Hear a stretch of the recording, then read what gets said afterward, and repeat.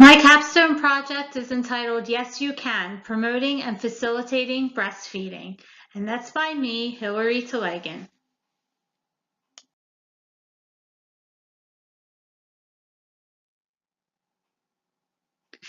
Did you know that breast milk is the ideal form of nutrition for infants?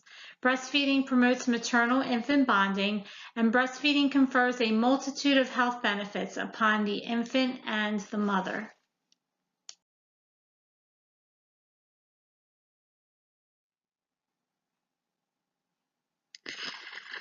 There are a lot of infant benefits. Breastfed infants are at a decreased risk of asthma, otitis media, atopic allergies, cardiovascular disease, type 2 diabetes, SIDS, pediatric cancers, and childhood obesity. Breast milk is dynamic in that it changes to meet the nutritional requirements depending on the age and need of the infant. It contains the necessary amino acids, fats, and nutrients and enzymes for good health. And it also contains white blood cells. So that promotes immunity against numerous infectious diseases that the baby could possibly get.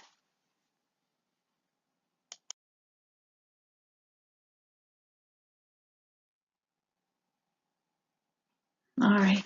Maternal benefits to breastfeeding include postpartum weight loss, lactational amenorrhea, and ovulation suppression. Breastfeeding mothers are at a decreased risk of postpartum hemorrhage, diabetes, cardiovascular disease, and reproductive cancers.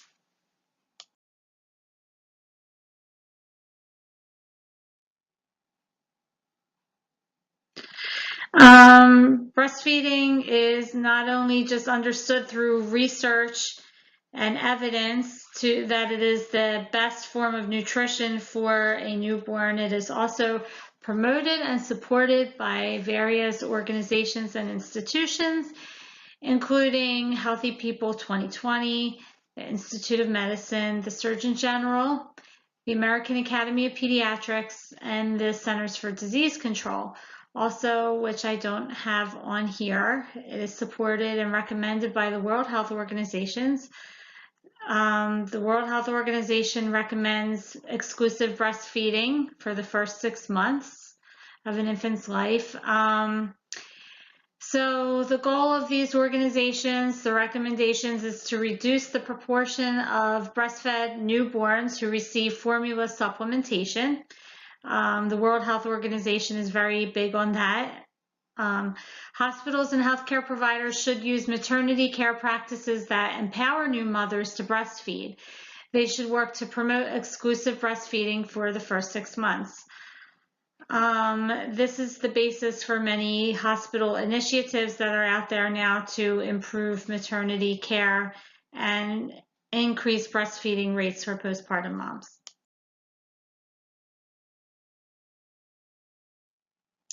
So, what do nurses have to do with this? Why the nurse? How does this influence nursing? Well, nurses have various roles. The nurse's role is to improve patient care and outcomes, provide competent care.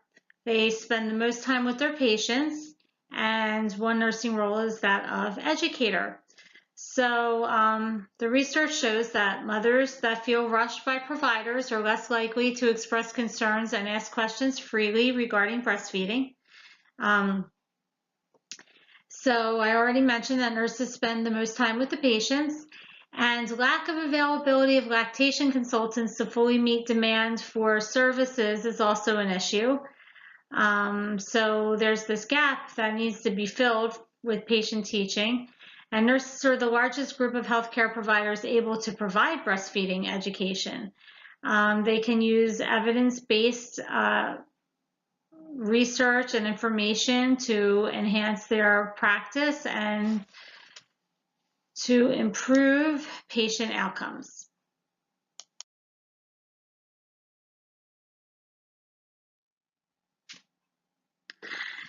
So, What do nurses know about breastfeeding education?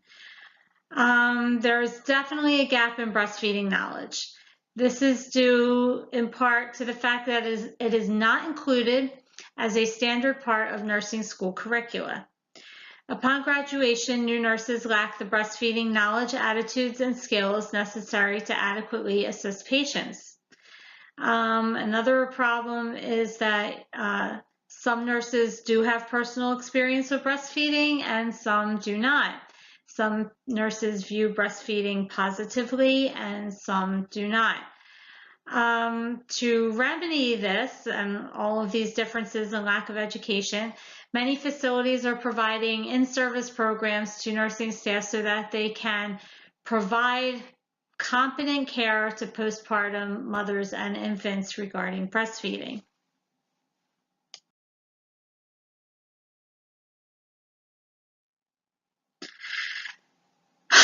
Patient demographics. So we are carrying out this study, this educational program at an acute care hospital who serves a majority of Hispanic mothers and infants in the labor and delivery unit.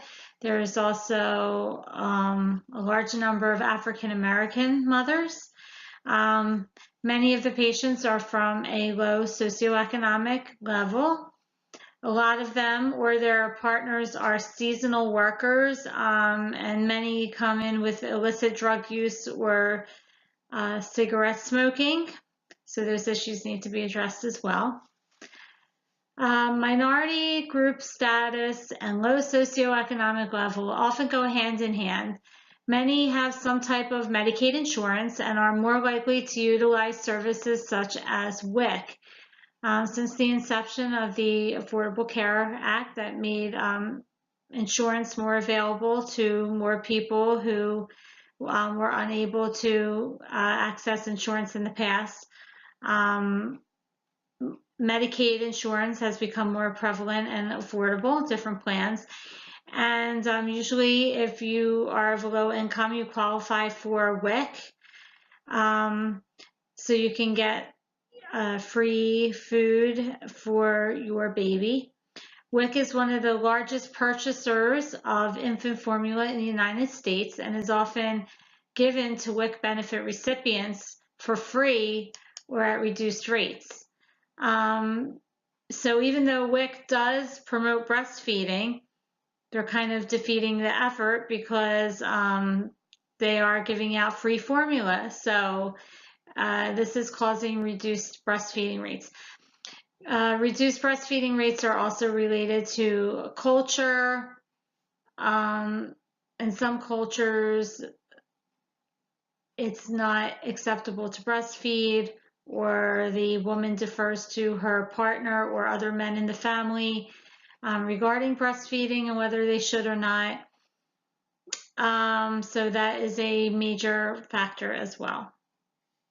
And this is all important to take into consideration when designing a program, so you know what type of patients you are working with, so you can address this in the educational program.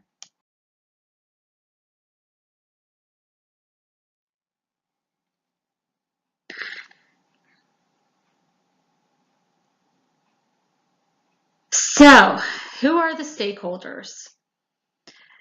Who is this important to? So first of all, we have the hospital administration. I guess that's the highest level here. So how does this affect them? So Joint Commission accreditation. So the Joint Commission has implemented some things for accreditation, some caring issues that involves increasing breastfeeding. They want to see that more.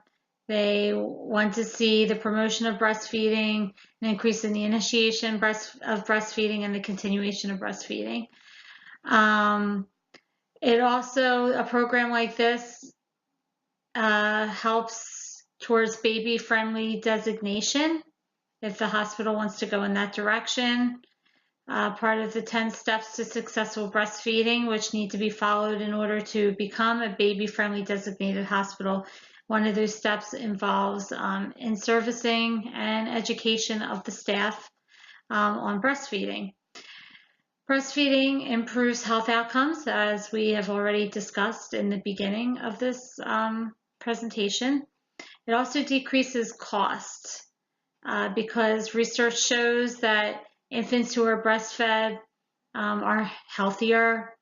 They have less pediatrician visits for illnesses, less hospital days for illnesses, less prescriptions from pharmacies. They're just healthier. So that decreases costs. Then we have program funding. There are incentives for hospitals to do better with their breastfeeding initiation and continuation rates. For instance, hospitals who are doing this can receive funding from the CDC, the Centers for Disease Control. These funds are available for hospitals that wish to implement some type of quality improvement program regarding breastfeeding. Then we have the labor and delivery nurses. They are also stakeholders. This is good for them because it's continuing education, and nurses need to stay current with evidence-based practices, which that's next, evidence-based practice. We want to provide the best, highest quality of care for our patients. And like I said before, a role of nurses is patient teaching. Then we have postpartum mothers. So we mentioned earlier some barriers to breastfeeding, like race, culture, ethnicity. There are also psychosocial barriers to breastfeeding as well. Lack of education, lack of self-efficacy or confidence in breastfeeding, socioeconomic factors, and we just mentioned the patient education.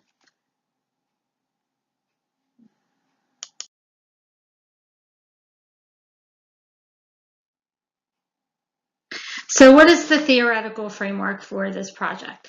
I will be using Benner's model of skills acquisition. Okay, so that means that before you learn something, or right at the beginning, you're starting out as a novice. And then as you gain experience and education, you become an advanced beginner. And then you become competent, and then proficient, and finally an expert. And that is our goal here, to make the nurses experts in breastfeeding, teaching, support, and guidance to give the highest level of or quality of care to the patients.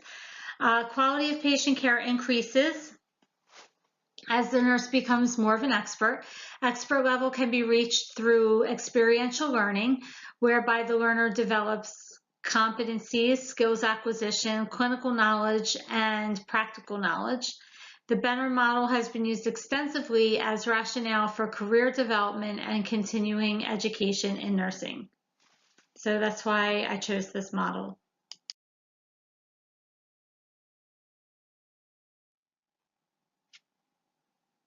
All right, so then we have the educational program itself. So it was decided with my mentor that it would be a 4-week program for labor and delivery RNs. There will be 4 2-hour weekly modules. We will be using the flipped classroom format. So the classroom time will be used for interactive learning activities, and preparation will be done outside of class. So to make it more convenient for everybody, I thought it would be a good idea that the articles and videos for each class would be emailed to students prior to that class, probably a week before, so they have a chance to read the articles and watch the videos.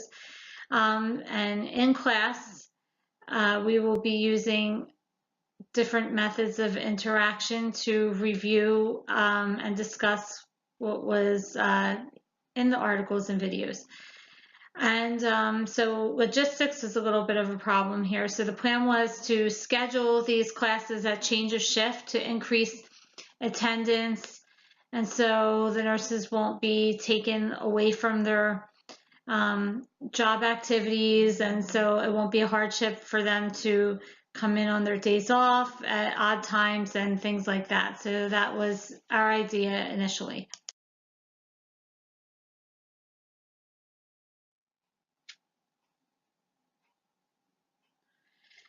Project outcomes. We have 3 outcomes. First of all, the RNs will demonstrate an increase in breastfeeding knowledge and skills. Then postpartum mothers who choose to breastfeed will express satisfaction with breastfeeding, teaching, and support. And the rate of breastfeeding initiation and continuation after hospital discharge will increase. So this is in keeping with national initiatives like we discussed earlier to increase breastfeeding initiation and continuation rates. Data collection is necessary to identify benchmarks and goals and to mark progress.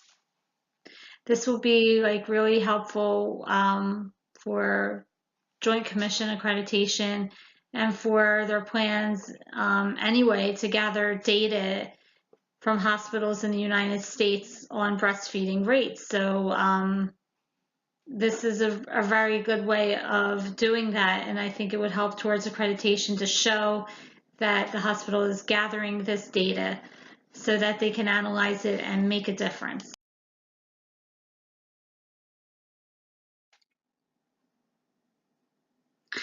So how are we evaluating the effectiveness of this program?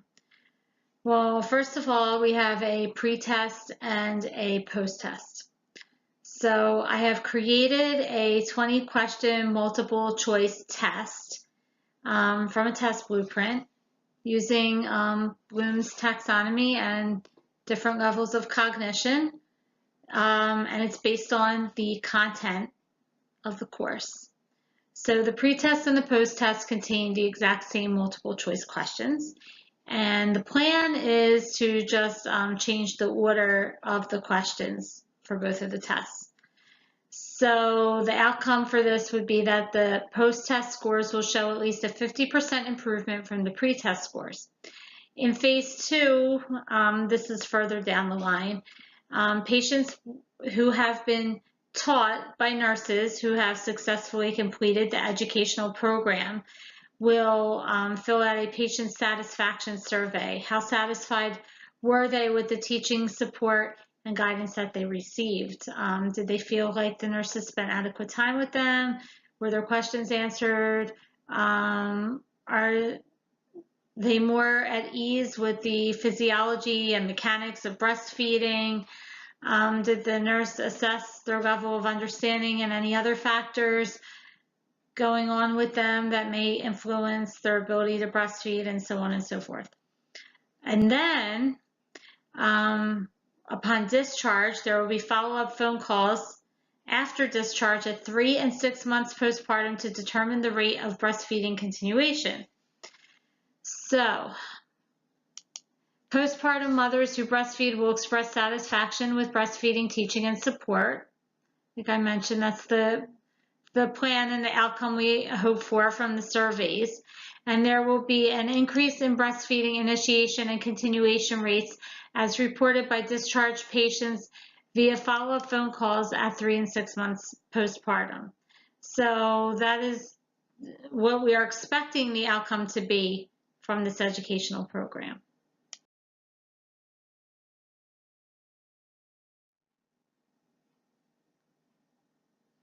So an unanticipated outcome.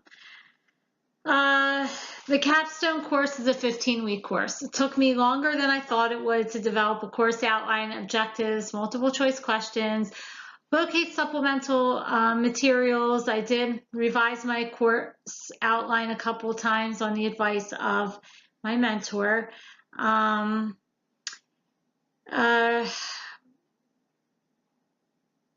Just planning with administration, the director of nursing, the nursery unit manager.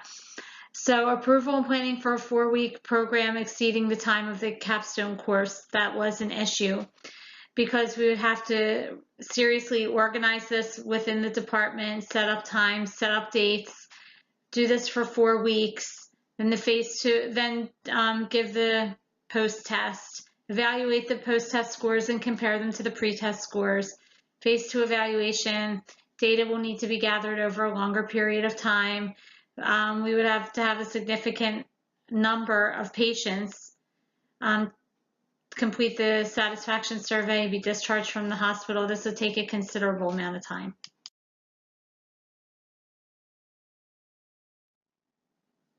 So what is the significance? For hospital administration, the Joint Commission accreditation perinatal care core measures, like I mentioned before, it will help gather data to monitor breastfeeding initiation and continuation. 10 steps to successful breastfeeding, it's part of that as well. Like I said, education is one of the 10 steps, so that could be used towards baby-friendly designation. For nurses, remaining current with best practice guidelines and updating policies, lifelong learning, and postpartum mothers needed teaching, guidance, and support, and reducing healthcare disparities. So, like I said, it'll help meet national breastfeeding goals and lead to a change in practices based on evidence and improve quality of care and patient-centered care.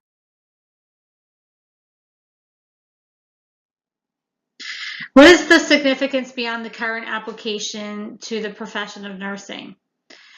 Breastfeeding versus infant formula, bottle feeding. Many people out there are still bottle feeding. There's a huge lobby from the formula companies to promote formula feeding, even though breast is best. A generation is removed from breastfeeding. Mothers who wish to breastfeed these days really can't ask their mothers or family members in the previous generation for advice or help because they really didn't breastfeed their babies, so they can't offer a lot of support. Social and media influences, you know, they encourage bottle feeding, you know, the sexualization of the breasts. It's something sexy. It's not something functional for feeding your baby. Breastfeeding in the working mother. Not a lot of workplaces provide ample time or space for pumping breast milk. So, you know, that doesn't really encourage mothers to keep up with that to feed their babies, and a lot of them end up stopping because we don't have that as part of the breastfeeding culture in place. So I think significance of my study here will be to normalize breastfeeding in the future, that this is the best way to feed babies and that we need to help and support women who wish to do that any way possible.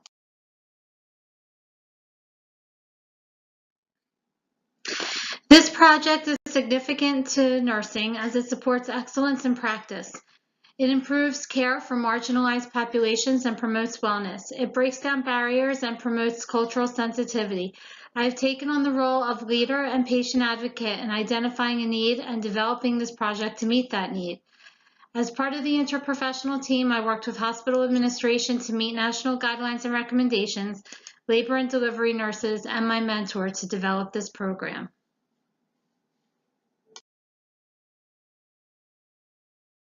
Acquired knowledge, skills, and professional values during this program. I've taken what I've learned from all of my courses, including nursing theory, technology and learning, teaching and nursing, and evaluation to create this program, develop objectives, outcomes, and goals.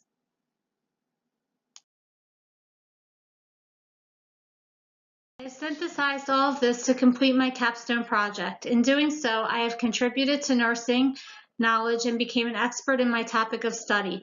There is always room for quality improvement and always new developments in healthcare. I will be a lifelong learner to stay current with these changes and help to improve healthcare.